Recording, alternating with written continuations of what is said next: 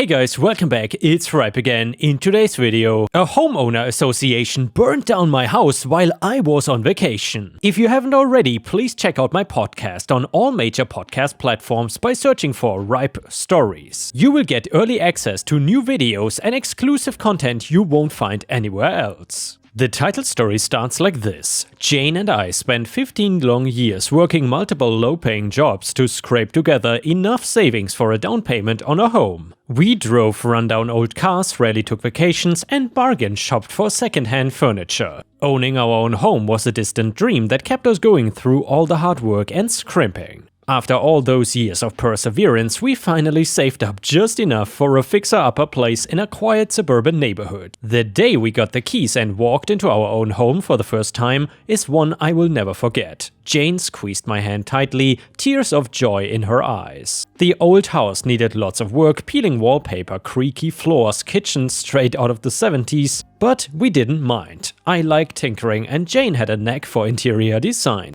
Our weekends were spent painting walls, ripping up stained carpets, installing new cabinets. Slowly but surely, the place transformed. Jane had an eye for little details that made it homey and welcoming. She painted the kitchen a cheerful sunny yellow and decorated with rooster motifs. I, on the other hand, built rustic wooden shelves for all the cookbooks she loved thumping through. Seeing our shared vision come to life through long days of hard work was incredibly fulfilling. This house represented our hopes, dreams, and years of striving for success. After 6 months of renovations, the house was finally move-in ready. To celebrate, we decided to take our first real vacation in years, 2 blissful weeks in Hawaii, courtesy of Jane's parents. It was the most carefree I had felt in ages. No work, no bills to worry about, just sunshine and fruity cocktails on the beach with my favorite person. The day before we left, a stern-looking woman showed up at our door introducing herself as Karen, president of the neighborhood HOA. I politely explained that we had not joined the HOA or agreed to any rules. But Karen insisted membership was mandatory and we owed $500 in late fees. Her entitled arrogant attitude shocked me. I firmly told her we would not be paying any HOA dues for an organization we did not even belong to.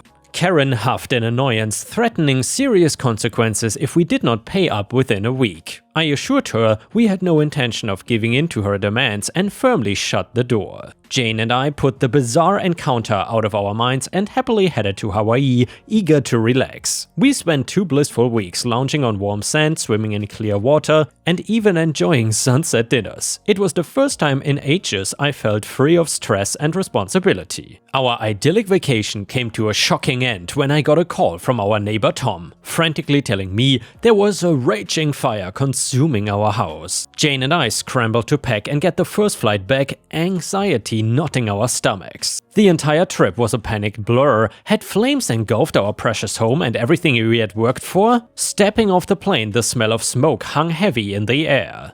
Our worst fears were confirmed. Our lovingly renovated house was now a collapsed pile of blackened rubble. Jane broke down, sobbing that shook her whole body. I stood numbly beside her, the world seeming to move in slow motion. 15 years of hopes and dreams literally gone up in flames. According to the fire chief, the blaze was definitely arson. Traces of gasoline had been detected around the perimeter of the house. Jane and I were utterly devastated. We had lost not just a house, but years of painstaking work and priceless memories. Who could have done something so unspeakably cruel? The very next day, Karen showed up at the ruins of our home wearing a smug grin. She offered insincere condolences and then casually mentioned the HOA had voted to waive the usual fire cleanup fee for us as new members. Her callous gal stunned me. Before I could respond, Tom came over and told Karen he had personally witnessed her spraying gasoline around our house right before the fire erupted. Karen's smirk instantly vanished. She spluttered denials, but the fire investigators had already found clear evidence of gasoline arson. Tom, bless him, had provided the final damning piece. Still reeling from shock and grief, Jane and I knew we had to take action. Karen's monstrous crime could not go unpunished. We hired a tenacious lawyer, Albert, who assured us justice would be served. Albert helped us file a major lawsuit against Karen and the entire HOA board for arson, extortion, fraud, and intentional infliction of emotional distress. I was wary about the costs, but Albert agreed to work pro bono, as appalled by Karen's deeds as we were. In the courtroom, Karen's arrogance was evident as she walked in grinning, sure she would evade consequences yet again. But Albert was a bulldog fighting fiercely to expose Karen's culpability. Tom's eyewitness account left no doubt of her direct involvement in destroying our home. Albert also presented evidence of Karen terrorizing other neighbors over minor issues like lawn maintenance and exterior paint colors. Her harsh punishments were part of a pattern of power-hungry tyranny. The judge listened stoically, his expression growing darker as Karen's misdeeds were laid out. In his final judgment, he denounced her as a reprehensible sociopath whose twisted actions had caused immeasurable pain and destruction. He sentenced her to 10 full years in state prison for arson. Her HOA accomplices also received multi-year sentences for their role in enabling and covering up her crimes. Jane and I wept with pure relief and vindication as Karen was led away in handcuffs, her tyrannical reign over the neighborhood finally over. The judge also ordered the HOA itself dissolved, its operations permanently banned in our county. He awarded us a substantial 7-figure settlement to cover damages, legal fees, and unthinkable emotional distress.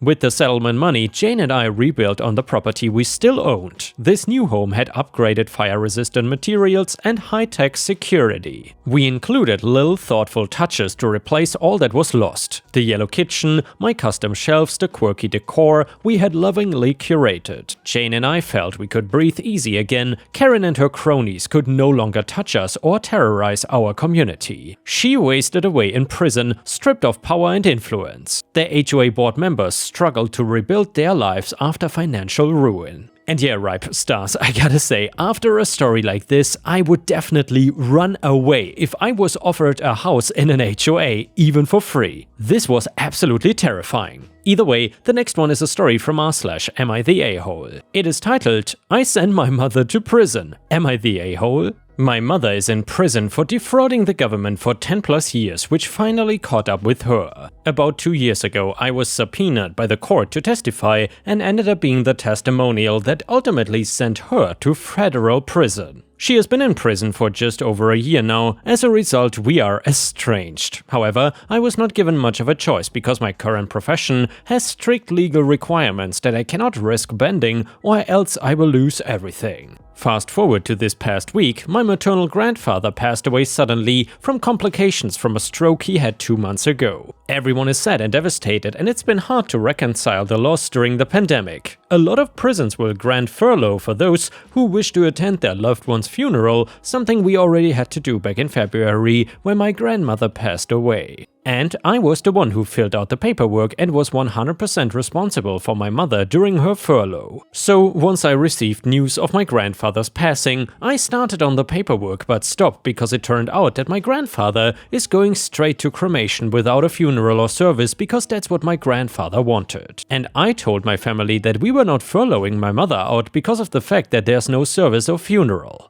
My family understood. Fast forward to today, when my sibling calls me to thank me for furloughing our mom out. Shocked and confused, I asked the obvious. What do you mean? It turns out, as I discovered by calling the prison, that my aunt busted my mother out of prison on falsified documents where they forged my signature and gave my contact info. And also told the prison that there was a funeral and that my mother's presence was required. Once, I live in a separate province, and 2, there's not a funeral or service. There's absolutely no reason for her to be outside of prison during a pandemic. Especially so when prisons are virus hotspots. So I had to call the cops because if caught, I could lose my livelihood, my license, and a career I love. After all, my mother didn't want to grieve in prison and has zero regards for anyone else's health and well-being. I texted everyone in my family to encourage my aunt to get my mom back to prison, or I would have no choice but to call the cops and charge my aunt with identity theft and have a warrant issued for my mom. Something I don't really want to do. However, my family is calling me an insensitive a-hole for not allowing the family to get together to grieve because I cannot be there and I'm taking it out on them. So then I called my aunt aunt directly and recorded the call and told her if she didn't return my mother to prison by noon tomorrow, I would call the cops and have them issue a warrant for my mother and have her charged with identity theft. So, Reddit, am I the a-hole for not allowing my family for using me to basically prison break my mother? And yeah, Ripe Stars, let me know what you think about this story. I don't think I've ever heard something like this again. A real-life prison break, so to say. Comment number 1, not the a-hole. Please stop giving these people chances. Call the cops, report the identity theft, and let the cops go after whoever. This is not your fault, and the longer you hesitate and give chances and worry you're an a-hole, the more likely it is that this will ruin your life. Comment number 2, not the a-hole, but call the cops and prison now and report it. Without the prison knowing what happened, what will stop them from doing something similar again and just telling everyone not to tell you? Don't risk it. Comment number 3, not the a-hole, and you should turn your aunt in regardless. She stole your identity, forged your signature, and potentially mixed your name up in a prisoner escape. No way, she should be sharing a cell with your mom.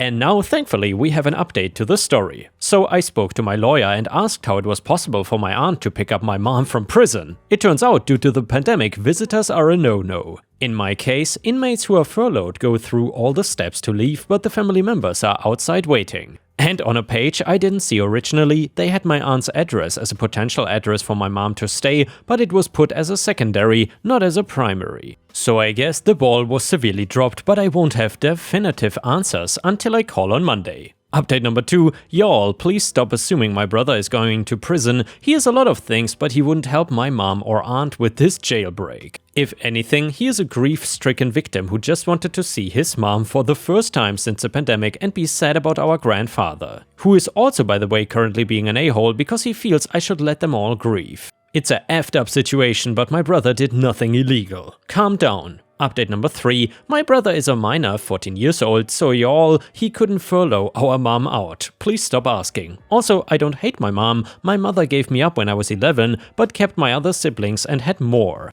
Basically rehomed me to another family without getting the province involved. She had no parental rights to me because she signed them away to this family. During that time, while I was not in her custody, she continued to gather government benefits, claiming I was still with her. Benefits she claimed were beyond your basic child benefits, but other government money she was not entitled to. Also, I couldn't be as detailed as I wanted to because of the character limit. It all came crashing down about 3 years ago when she was arrested for fraud beyond $5,000, and then I was being investigated because of my mother's BS despite the fact that I wasn't even aware of any of this. Context, I reconnected with my grandpa when I was in university and we were very close. All of my siblings were told to testify. I didn't want to because I didn't want to be involved. I told the prosecution this, so they subpoenaed me. No, I cannot plead the fifth. That doesn't work here. Secondly, after many conversations I had with my own legal representation at the time, it was best that I testified, and so I did. During that time, her violent history was brought up, so y'all claiming she is a non-violent person is incorrect. She just got caught with a non-violent crime, which is actually violent because cases like this make it harder for people to collect benefits they are entitled to. Not to mention, she has a history of fraud that started with my grandmother, her own mother, and my grandfather, who by the way also testified against her. Trust me, nobody wanted to be involved in sending her to prison.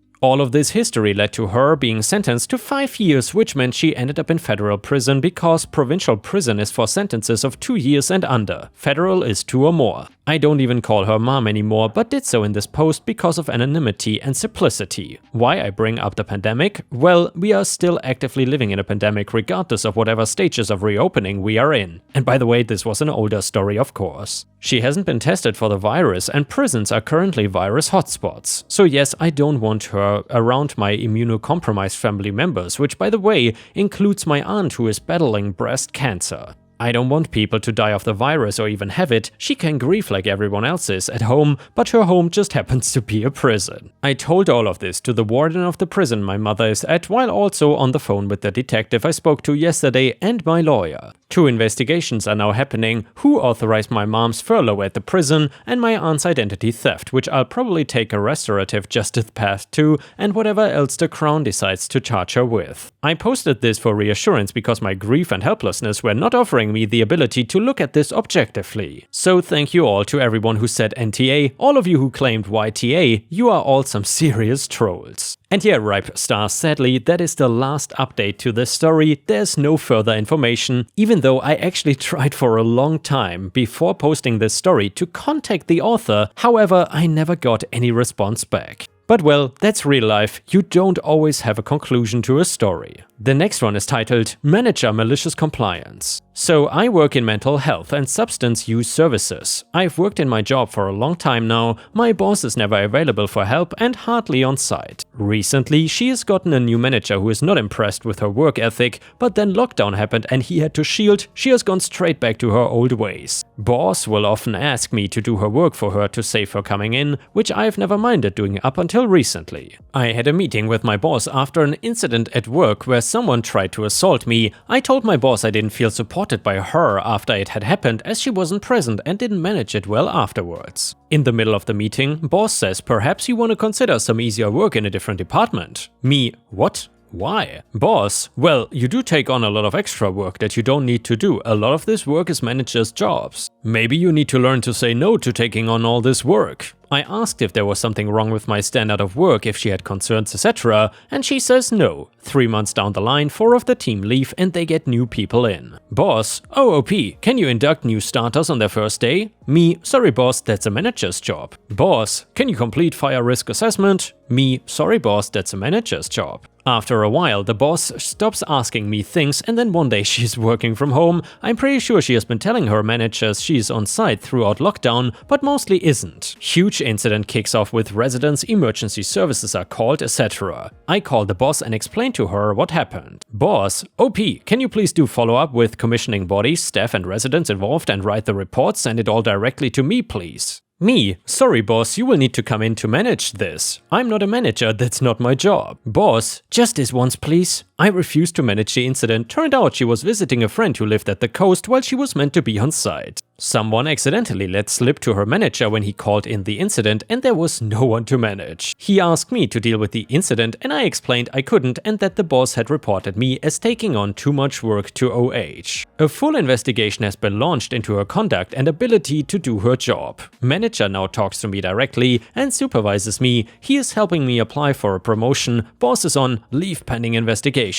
I edited this story to show the difference between my boss and manager for those finding it hard to read. Also to answer people who ask why I would do the boss's work in the first place. Well, the residents still deserve support and to be given the best chances. If I can make that easier for them by taking on extra work, then I will do so. There's enough going on for people who come to us. They don't need things being messed up because others don't want to do their job. By the way, everyone who has used services, you guys are great too. Remember, take everything one day at a time and be super proud of yourselves every day. Don't be afraid to ask for support. There are lots of people who care out there for you. For people asking, yes, I now have a manager's job at a new service which I'm helping to create.